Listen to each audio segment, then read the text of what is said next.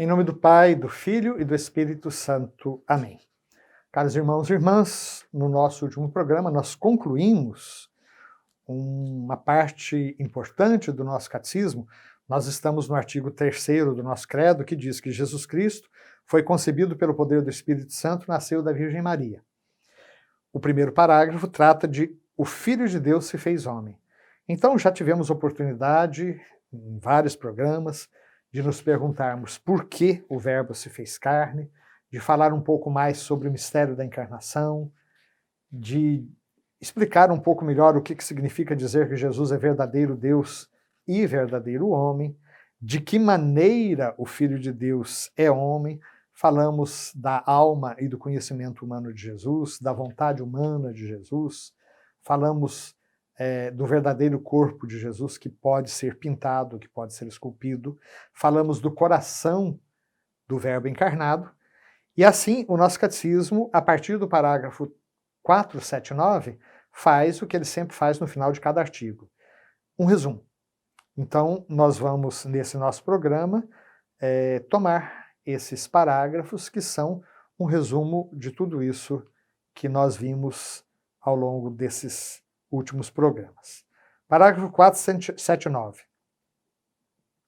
No tempo determinado por Deus, o Filho único do Pai, a palavra eterna, isto é, o Verbo e a imagem substancial do Pai, se encarnou. Sem perder a natureza divina, assumiu a natureza humana. Esse foi o tema praticamente de todos os programas que trataram da encarnação. No tempo determinado por Deus, uma das pessoas da Santíssima Trindade entra no tempo. Deus é Pai, Filho e Espírito Santo desde toda a eternidade. Mas num determinado momento da história humana, uma das pessoas entra na nossa história. Ou seja, o Filho único do Pai, a palavra eterna, se encarnou. Aqui o catecismo lembra os tantos nomes, né?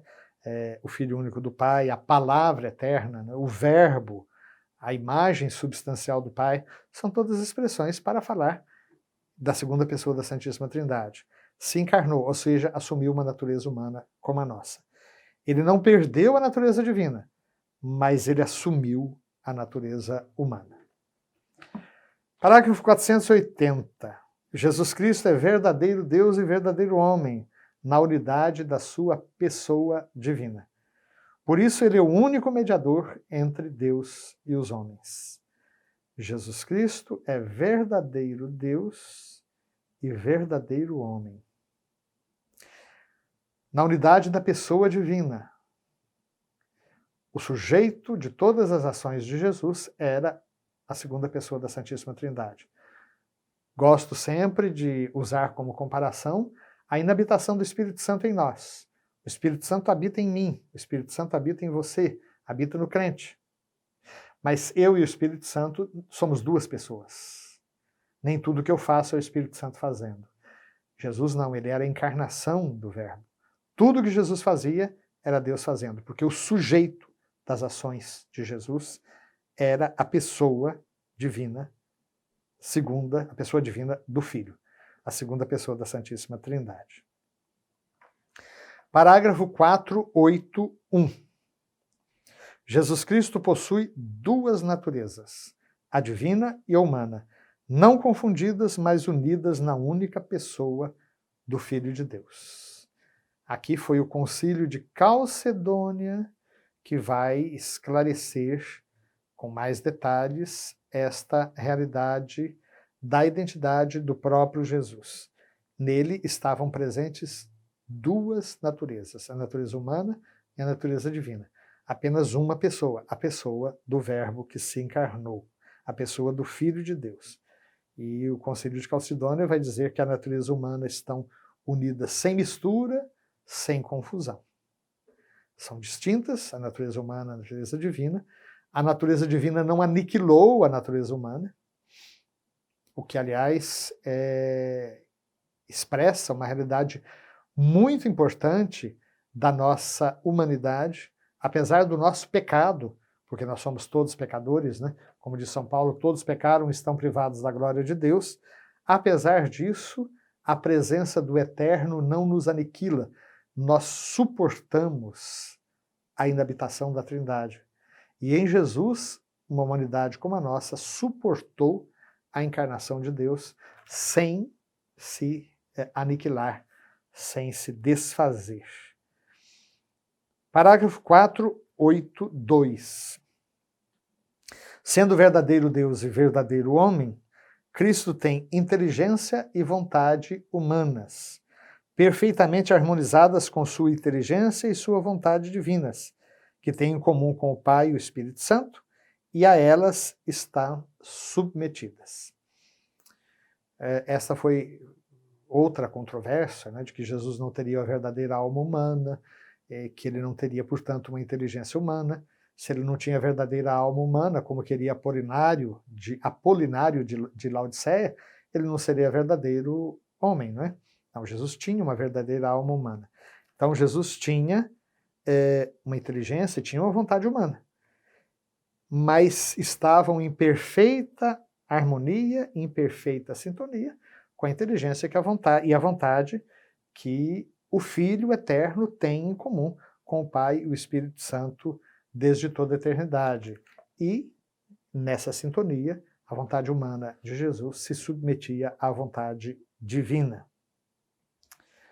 483. A encarnação é, portanto, o mistério da admirável união da natureza humana e da natureza divina na única pessoa do Verbo.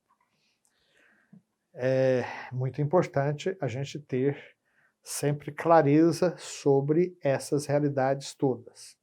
Tivemos a oportunidade, ao longo dos programas, de falar, desses últimos programas, né, de falar sobre a série de heresias que tentaram minar essa fé cristológica, essa fé na identidade de Nosso Senhor.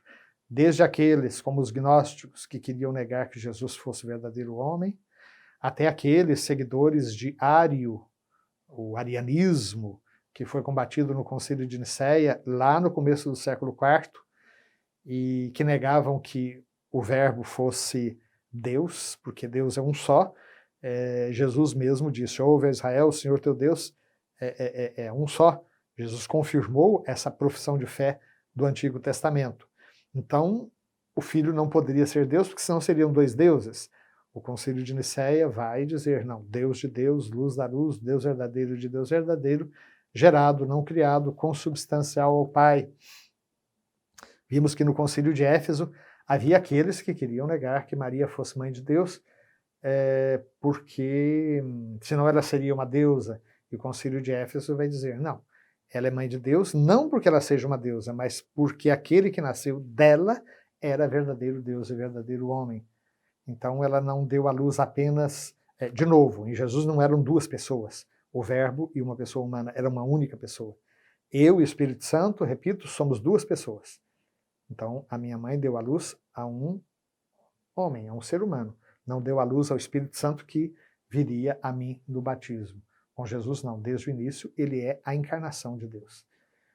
Depois o Concílio de Calcedônia, falando sobre verdadeiro Deus e verdadeiro homem, duas naturezas na unidade da pessoa divina, e os concílios que depois vão tratar do iconoclasmo e da legitimidade da veneração de imagens na igreja. Então vejam, a encarnação é isso, o mistério da admirável unidade da natureza humana, ou melhor, união, né, da natureza divina e da natureza humana, na única pessoa do Verbo.